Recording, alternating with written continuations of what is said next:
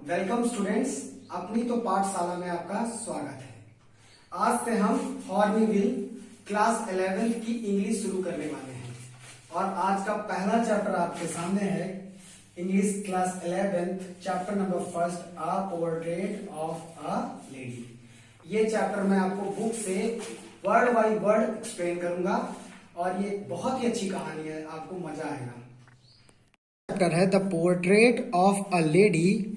एक तस्वीर बूढ़ी औरत की कहानी पर आधारित है जिसके राइटर खुशवंत सिंह जी है। सच में तो यह एक वास्तविक कहानी है, ट्रू इवेंट पर आधारित है। यानी खुशवंत जी का कैसा रिलेशनशिप था अपनी दादी के साथ, उस पर यह पाठ पूरी तरह से निर्भर है। आप लोग एक शानदार कहानी का आनंद लेने जा रहे हैं और आपको कुछ यादें भी आएंगी इस कहानी को पढ़ने के समय कि आपका अपने दादी से कैसा रिलेशन रहता है। Notice these expression in the text, infer their meaning from the context. इस कॉन्टेक्स्ट के अंतर्गत, इस कक्ष के अंतर्गत जो भी आपको फीलिंग आएंगी, जिसका मतलब आपको जानना चाहिए, ये वर्ड मैं आपको डिस्क्राइब कर देता हूँ कि ये वर्ड जो इम्पोर्टेंट है, जो थोड़े डिफिकल्ट है, जिसको समझना में आसानी हो जाएगी आपको, वो मैं आपको शुरू कर देता हूँ, फिर कहानी पर चलेंगे। The thought was almost revolting. Revolting मतलब होता है विचारों का बदलाव, विभत्स होना, आश्चर्य होना। उस प्रकार की चीजें इसमें देखने को मिलेंगी, भावनाएं ऐसी उत्पन्न होंगी जिसमें आश्चर्य जैसी फीलिंग आएगी। ए वेरिटेबल्स बैडलैम ऑफ अ चिरपिंग्स, यानी एक वास्तविक शांति किस प्रकार से होती है। एक हंगामे के बाद, बैल्डम मतलब होता है हंगामा, एक हंगामे के बाद जो शांति होती है उस शांति के बारे में इसमें फील होगा। देखिए अभी मतलब नहीं समझ में आ रहा होगा, जब कहानी में आएंगे तो बहुत अच्छी तरीके से आपको पता चल जाएगा कि इस कहानी का क्या मतलब होता है। टर्निंग पॉइंट, मुख्य मोड़ होता है, आपको पता ही है। और फ्रीवोल्स रिबक्स मतलब होता है तुच्छ गाली, यानी छोटी छोटी गालियां जो देते हैं, जो मन में आती हैं, उनका मतलब है। और इसमें acceptances of secularism with the resignations, मतलब आपको तन्हाई या अकेलापन जो महसूस होता है, उस वर्ड के बारे में भी, उस फीलिंग के बारे में भी आपको समझने को मौका मिलेगा। तो खुशवंत सिंह जी के जीवन की ये कहानी आइए हम लोग शुरू करते हैं, वर्ड बाय वर्ड अंडरस्टैंड करते हैं। आई होप कि आपको ये कहानी से जुड़ने का मौका मिलेगा और जरूर आपके घर में अगर दादी होगी तो भी आपको उसमें से जुड़ने का मौका मिलेगा। Let's start the chapter. My grandmother, like everybody's grandmother, was an old woman. जो मेरी दादी माँ है, खुशवंत सिंह जी कहते हैं इस चैप्टर के राइटर कि जो मेरी दादी माँ है वो बाकी दादी माओं की तरह ही हैं। Was an old woman. जैसे सबकी दादी माँ, आप सबकी भी दादी माँ बूढ़ी ही होंगी, तो वैसे खुशवंत जी कहते हैं कि बाकी सभी दादियों की तरह मेरी भी दादी हैं बूढ़ी सी। She had been old and wrinkled for the 20 years. मतलब बूढ़ी, मतलब आप समझते ही होंगे, जब बूढ़ी हो जाती हैं तो उनकी जो ये होती हैं मसल्स, वो ढीली हो जाती हैं। रिंकल मतलब होता है झुर्री आना, तो झुर्री आ जाती है। आप कभी दादी के स्किन को छू के देखेंगे या उनके चेहरे में देखेंगे तो सेल्स बनना नष्ट हो जाती है, मतलब सेल्स बहुत नष्ट हो जाती है, जिसके वजह से उनकी मांसपेशियां क्या होती हैं, झूल जाती है। उसी को रिंकल कहते हैं, झुर्रियां कहते हैं। तो वो कहते हैं मैं पिछले 20 साल से अपनी दादी को जानता हूं, दैट आई हैड नोन हर। 20 साल से जानता हूं और वो उसी प्रकार की हैं जैसे पहले देखा था पहले साल में, वैसे 20 साल बाद भी वैसे ही दिखती हैं। People said that she had once been young and pretty and had even had a husband. लोगों का कहना है कि पहले वो सुंदर हुआ करती थी और जवान भी, and had even had a husband, और उनके पति भी थे। मतलब लोग कहते हैं कि वो पहले जवान हुआ करती थी और खूबसूरत भी हुआ करती थी और उनके एक पति भी थे, मतलब शादी भी हुई थी।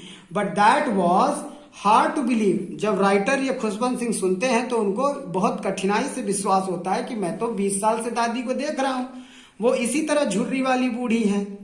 तो उनको विश्वास, कठिनाई होती है इस चीज को विश्वास करने में कि उनकी दादी कि कभी सुंदर रही होंगी और जवान रही होंगी, क्योंकि वो जब से जानते हैं तो वो बूढ़ी ही हैं। My grandfather's portrait hung above the mantelpiece in the drawing room. अब अपने दादाजी के बारे में बात बताते हैं कि मेरे दादाजी का एक पोर्ट्रेट यानी फोटो लगा हुआ है, हंग मतलब टंगा हुआ, above the mental peace. Mental peace देखो, अंग्रेजों के घर में जब कुछ घर होते थे जहां पे आग जला करके सेकते थे ठंडियों के दिन में, तो उसके ऊपर, उस चिमनी के ऊपर एक ड्राइंग रूम में उनकी फोटो टंगी हुई है। किसकी? दादाजी की। समझ में आ गया? He wore a big turban and loose fitting clothes. वो क्या पहने हुए हैं? वियर का सेकेंड फॉर्म वोर। वो बड़ी सी टर्बन मतलब आप देखे होंगे कि वो लगाते हैं पगड़ी, पगड़ी पहने हुए हैं। एंड लूज फिटिंग क्लोथेस, उनके कपड़े ढीले ढाले, जैसे कुर्ता पजामा भारत का कपड़ा होता था। His long white beard covered the best part of his chest and he looked at the least of 100-year-olds. His long white beard, उनकी जो दाढ़ी थी, beard मतलब दाढ़ी, सफेद रंग की थी और कवर्ड थी, इतनी बड़ी उनकी दाढ़ियां थी कि उनके छाती तक आती थी। पार्ट ऑफ हिज चेस्ट, पूरा चेस्ट यानी छाती ढकी रहती थी। Look at least 100 years old, देखने में वह तस्वीर लगभग 100 सालों की लगती थी, कि वह व्यक्ति 100 साल का होगा। He did not look the sort of person who would have a wife or a children, उनको देखकर नहीं लगता था, who didn't look the sort of person who would have a wife, कि उनकी पत्नी भी होंगी और उनके बच्चे भी होंगे। उस बूढ़े व्यक्ति को देख के नहीं लगता था कि उसकी पत्नी और बच्चे होंगे। He looked as if he could only have a lots of grandchildren. उनको देखकर सिर्फ यही लगता है कि बस उनके बहुत सारे ग्रैंड चिल्ड्रन होंगे, यानी नाती पोते ही बहुत सारे होंगे, कोई बच्चा या बीबी नहीं होगी। इतने बूढ़े हैं, बूढ़े को देख करके ऐसा प्रतीत होता है। ऐसा आप लोग भी कभी करते होंगे, किसी बूढ़े को देख करके लगता होगा कि ये भी कभी जवान रहा होगा, ऐसे मन में भाव नहीं आते हैं ना, हम सोचते नहीं उसके बारे में। As for my grandmothers being young and pretty, और उसी प्रकार से मैं उन पर भी देखता हूं कि वो भी कभी जवान या सुंदर रही होंगी। The thought was almost revolting, यही वर्ड मैंने बोला था ना सेंटेंस समझाने के लिए, कि आश्चर्य होना। रिवोल्टिंग मतलब होता है पूरी तरह से आश्चर्य, विभत्स, जो रस होता है हिंदी में ना, उसी प्रकार से अंग्रेजी में आश्चर्य महसूस करना कि ऐसा हुआ होगा, क्योंकि वो जब से मैं देख रहा हूं वो बूढ़ी और उनकी झुर्रियां वाली शरीर, बॉडी स्किन है। She often told us of the games she used to play as a child. ये भी सोचना कठिन लगता है कि वो कभी खेल खेला करती रही होंगी कभी बचपन में। That seems quite absurd and undignified on her part, and he treated it like the fables of the prophets she used to tell us. That seems quite absurd. यह सोच के भी बड़ा खराब लगता है, यह सोचने में कठिनाई होती है, और अनडिफाइंड लगता है, अनडिग्निफाइड, ऐसे न जाना पहचाने को अनडिग्निफाइड कहते हैं। On her part we treated it like that fables, ऐसा लगता है, फेबल्स माने होता है काल्पनिक कहानियां, जैसे कोई कल्पना कर रहा हो कहानी की। जब उनको दादी को देखता हूं, उनके बूढ़े शरीर को देखता हूं, तो ऐसा लगता है काल्पनिक कहानी चल रही है हमारे सामने। प्रोफेट्स मतलब होते हैं पुरानी गाथा।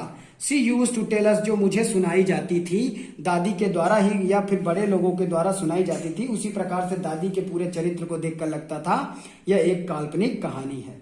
She had always been short and fat and slightly bent, वो हमेशा से छोटी, मोटी और थोड़ी सी आगे झुकी हुई, कहते हैं ना बाकुड़ चलने लगते हैं, उसी प्रकार से। Her face was a crisscross, उनके चेहरे पूरी तरह से क्रिस क्रॉस है। क्रिस क्रॉस मतलब देखो, झुर्रियां जब आ जाती है तो चेहरे इस प्रकार दिखने लगते हैं, कुछ इस प्रकार कटे कटे नुकीले, क्योंकि सेल्स नहीं बनती, तो इस प्रकार चेहरों में क्रिस क्रॉस बन जाता है। इसी को बोलते हैं क्रिस क्रॉस, जिग जैग बोलते हैं, क्रॉस टाइप के। Of wrinkle running from the everywhere to everywhere, एक जगह से दूसरे, हर जगह उनके शरीर में झुर्रियां आ जाती हैं। No we were certain she had always been as we had known her, जिसको वह पहले से नहीं जानती थी, जैसे कि उसको उसके बारे में नहीं जानती हो। Old, so terribly old that she could not have grown older, बहुत कठिनाई से वह बढ़ती हुई नजर आती है। And had stayed at the same age for 20 years, और वो सारी झुर्रियां और उनकी स्किन पिछले 20 वर्षों से जैसे रुकी हुई हो।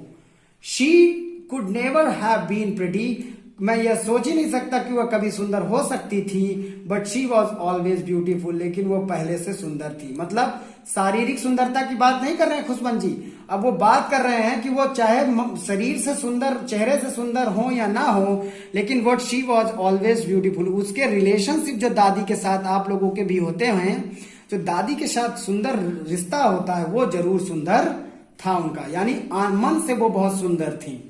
She hobbled about the house in spotless white with one's hands resting on her waist to balance her stoop and the other telling the beats of her rosary। अब दादी इनकी दिन भर घर में क्या काम करती हैं उसके बारे में बताए हैं। वो बोलते हैं she hopped above the house in the spotless, ऐसे घर में कहीं भी वो दिखाई दे जाती हैं।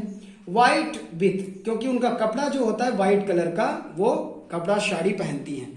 One hand resting on her waist, एक हाथ अपना वो हमेशा कमर में टू अपने शरीर को बैलेंस करने के लिए, तो दूसरे हाथ में वह बीट्स, रोजरी मतलब होती है माला, माला जैसे बूढ़े लोग नहीं जपते हैं एक एक ऐसे वन वन भगवान का नाम, तो बीट्स एक एक बीट्स माला की, रोजरी मतलब माला को जपती रहती थी, कुछ बड़बड़ाती रहती है।